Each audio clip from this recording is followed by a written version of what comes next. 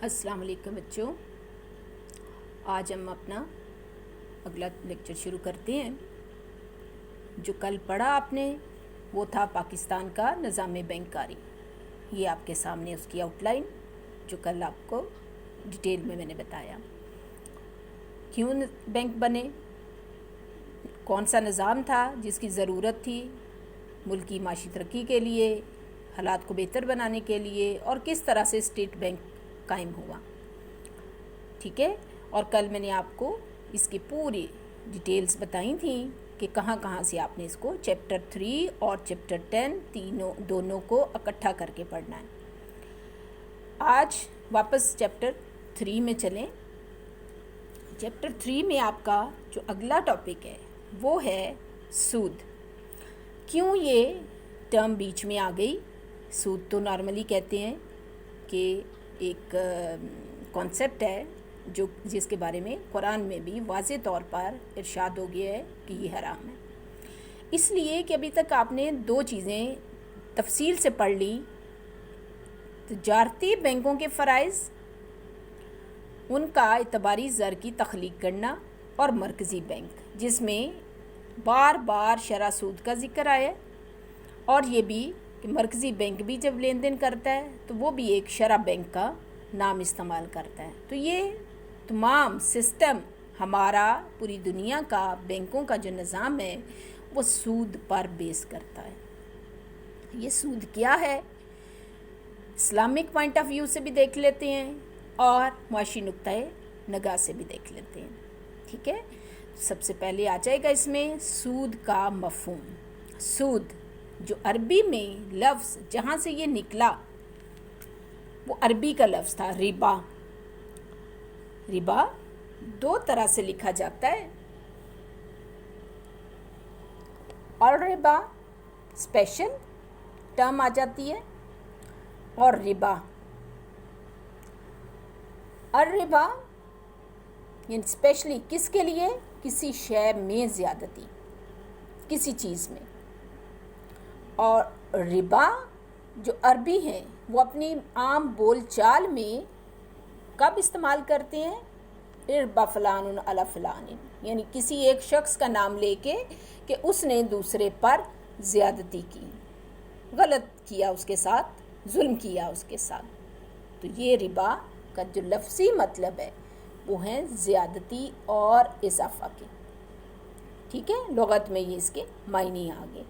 अब अरब इस लफ्ज़ को कहाँ इस्तेमाल करते थे, यानी अहले अरब के यहाँ ये कहाँ पर इस्तेमाल होता था? अहले अरब में उदार लेन देन बहुत ज़्यादा था। इस्लाम के आने से पहले ये लोग बहुत ज़्यादा कर्ज़ों का लेन देन करते थे। और किस तरीके से करते थे? वो 3 तरीके आम तौर पर राइज थे। इन्हीं में से आज भी ये तरीके हमारे पास वैसे मौजूद हैं, लेकिन अरबों के ये 3 तरीके बुक में एक पैराग्राफ की शक्ल में है। मैंने अलग अलग किए, आपने इनको अलग अलग ही देखना है। मैंने बहुत दिन पहले भी आपको बताया था कि ये जो मैंने छोटे छोटे नोट्स बनाए होते हैं ये आपको इसलिए दिखाने के लिए होते हैं कि आपने अपने पेपर की तैयारी में क्वेश्चंस अटेम्प्ट करने में इस तरीके से चीज़ों को लेके चलना है। बुक पे एक सीधा सीधा सा पैराग्राफ होता है, वो पैराग्राफ क्या है आपका? इस तरह से उसमें से 3 पॉइंट उठाओ किस किस्म के लेन देन को वो सूद में शामिल करते थे। एक शख्स दूसरे के हाथ कोई चीज़ फ़रोख्त करता और कीमत की अदायगी के लिए एक मुद्दत मुकर्रर करता। अब इसमें अभी यहाँ तक उसने कोई सूद नहीं लिया। 1000 रुपये की चीज़ है, 1000 रुपया मुकर्ररा मुद्दत में अदा कर दो। हाँ, वो मुद्दत गुज़र गई है तो उस पर 100 रुपया भी अदा करो मुद्दत गुज़र जाने पर।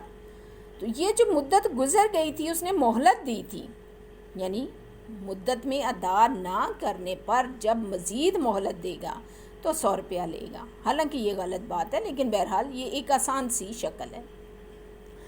दूसरा क्या है कि असल ज़र के साथ ही तय कर दे कि इतनी मुद्दत में तुमने इतना, यानी 1000 रुपया भी देना है और उस पर 100 रुपया भी देना है। यानी ये 100 रुपया तय है, 1000 की शरह तय नहीं है।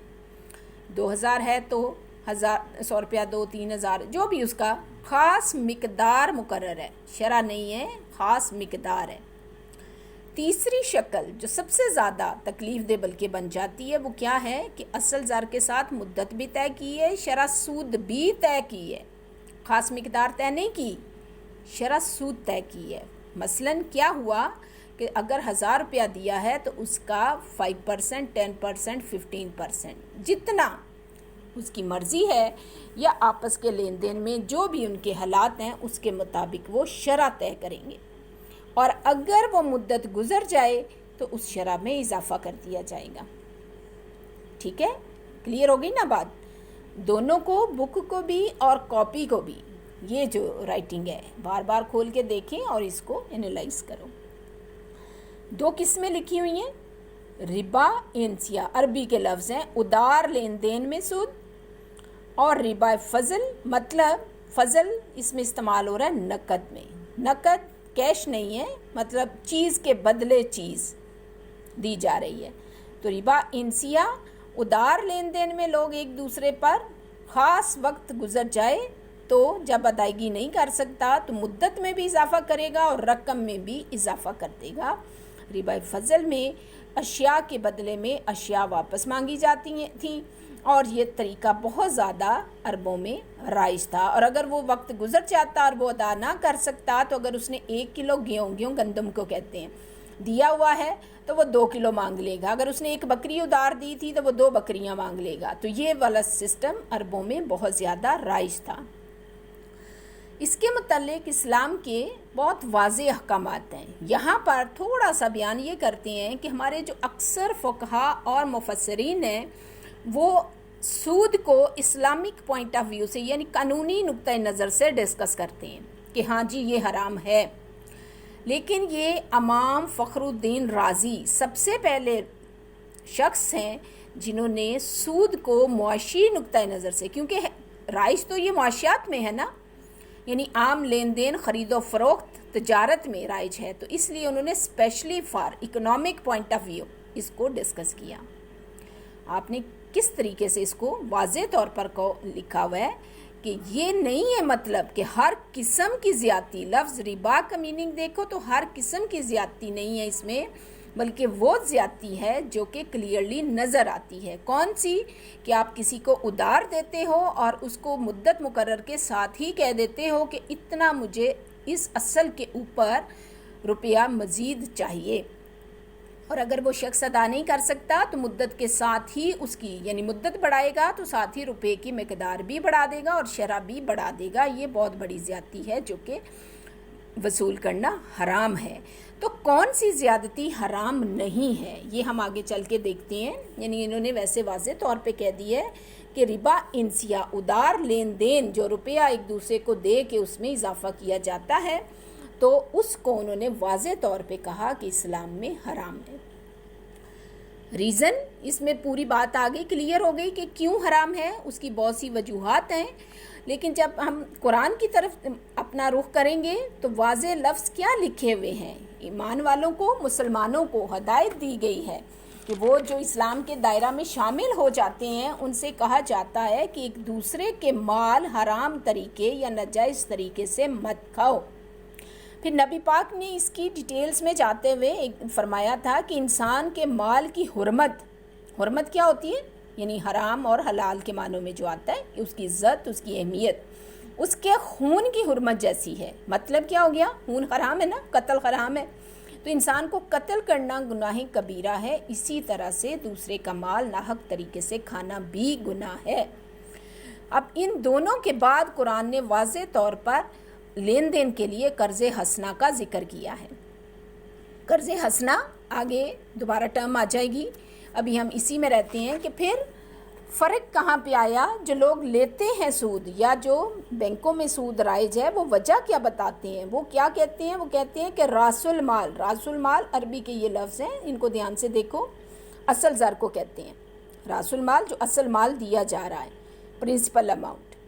راس المال جس کے پاس ہوتا ہے وہ چاہے تو خود تجارت کر کے فائدہ اٹھا لے، لیکن اس نے خود تجارت نہیں کی، اس نے وہ مال مدیون، قرض دار، کسی اور کو قرضے میں دے دیا ہے، تو اب وہ جس نے قرضہ لیا ہے وہ ظاہر ہے اس سے نفع اٹھا رہا ہے، تو کیوں نہ وہ اس نفع میں سے راس المال کو بھی کچھ نہ کچھ دے، رب المال اس کو کہتے ہیں، اصل مالک کو۔ یہاں تک تو بات سمجھ آئی، لیکن یہ سمجھ نہیں آ رہا کہ قرضہ لینے والا ضروری نہیں ہے کہ وہ تجارت کے لیے قرضہ لے رہا ہے، ہو سکتا ہے کہ وہ قرضہ اپنے گھر کی ضروریات کے لیے لے رہا ہو، تو پھر اس کو کون سا نفع ہوا جس کے بدلے میں وہ رب المال کو کچھ فائدہ دے۔ دوسری بات کہ اگر اس نے تجارت کے لیے بھی قرضہ لیا ہے تو ضروری نہیں کہ اس کو نفع ہی ہو، اس کو تو کبھی نقصان بھی ہو سکتا ہے، اس کا اس پورے لین دین میں کوئی ذکر نہیں ہوتا، تو یہ سود ہے۔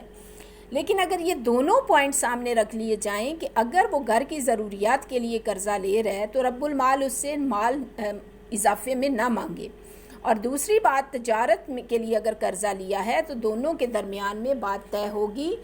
کیا بات طے ہوگی؟ یہ بات طے ہوگی، شرط پر ادھار لین دین ہو کہ نفع ہونے کی صورت میں اتنا معاوضہ دوں گا اور نقصان کی صورت میں اتنا نقصان، تو پھر ٹھیک ہے، مطلب معاوضہ جو طے کیا جا رہا ہے، جو شرط طے کی جا رہی ہے، وہ نفع اور نقصان دونوں پر ہو، تو یہ نفع ہے، جبکہ سود طے شدہ اور یقینی امر ہے، ادھار لینے والے کو بہت بڑا نقصان بھی ہو سکتا ہے جس کا اس کے جو ہے معاہدے میں کوئی ذکر نہیں ہوتا ہے۔ ٹھیک ہو گیا؟ تو آگے دوسری وجہ، وہ شخص جو سود پر لوگوں کو قرضے دیتے ہیں وہ بیکار اور فالتو بیٹھے رہتے ہیں اور گھر بیٹھ کے روزی کمانے کا طریقہ ڈھونڈتے رہتے ہیں، تو ایسا کرنا بھی اسلام میں غلط ہے، وہ ناجائز طریقے سے اپنے مال کو استعمال کر رہے ہیں۔ اور تیسری وجہ اس لیے کہی کہ اس سے آپس کی لڑائیاں، جھگڑے، بہت سارے معاملات، اور ایسا کیا ہوتا ہے بعض اوقات وہ جو ضرورت مند قرضہ لیتا ہے وہ سالوں مدتوں، ابھی کبھی آپ نے موویز میں، ڈرامہ میں بہت دفعہ دیکھا ہوگا کہ بعض اوقات غریب لوگ قرضے پہ قرضہ لیتے چلے جاتے ہیں، ان سے اصل مال بھی ادا نہیں ہوتا اور وہ سود ماہانہ ادا کرتے چلے جاتے ہیں، جو کہ انسانوں کے بیچ میں سے ہمدردی، نیکی اور احسان مندی کے تمام جذبات ختم کر دیتا ہے۔ اسلام کا معاشرہ ان چیزوں کی اجازت نہیں دیتا۔ ٹھیک ہو گیا؟ تو ان تمام پوائنٹ آف ویو سے پاکستان میں بھی سوچا گیا تھا، وہ آگے دیکھتے ہیں، لیکن فی الحال یہاں پہ ہے کہ اسلام نے پھر ایسا کیا طریقہ بتایا کہ کس طرح سے کاروبار کیا جائے۔ بہت واضح طور پہ جب سود کو ایک لعنت قرار دیا گیا تو اسلام نے طریقے بھی بتا دیے۔ وہ دو طریقے ہیں، بہت آسان سے ہیں، آپ پڑھیں گے تو آپ کو سمجھ آ جائے گی۔ وہ ہے مزاربت۔ مزاربہ کا لفظ غرب، سفر کرنا، یعنی کوئی کام کرنا، کوئی کاروبار کرنا، پھرنا ادھر ادھر، یعنی ایک فریق سرمایہ دے گا اور دوسرا اس پر کاروبار کرے گا اور نفع نقصان کی نسبت ان کے بیچ میں طے ہو جائے گی۔ اور دوسرا ہے شراکت، مشارکہ۔ یہ آپ نے پارٹ 1 میں لفظ پڑھے تھے جب آپ نے سرمایہ کاری یا سرمایہ پڑھا تھا۔ تو دو یا دو سے زیادہ لوگ آپس میں سب کا سرمایہ ہو اور سب مل کر طے شدہ نسبت کے اوپر معاہدے کریں تو یہ شراکت ہوگی۔ ٹھیک ہے؟ تو اسلام نے اگر سود حرام کیا ہے تو اسلام نے کاروبار کرنے کے طریقے بھی بہت واضح طور پر بیان کر دیے ہیں۔ سود کسی صورت بھی، کسی طرح بھی جائز نہیں ہو سکتا۔ ان تمام باتوں کی بنیاد پر پاکستان میں پوری کوشش کی گئی، کچھ یا انشاءاللہ کل کے لیکچر میں پڑھیں گے کہ کس طریقے سے ہم اپنے بینکاری نظام کو سود سے پاک کریں۔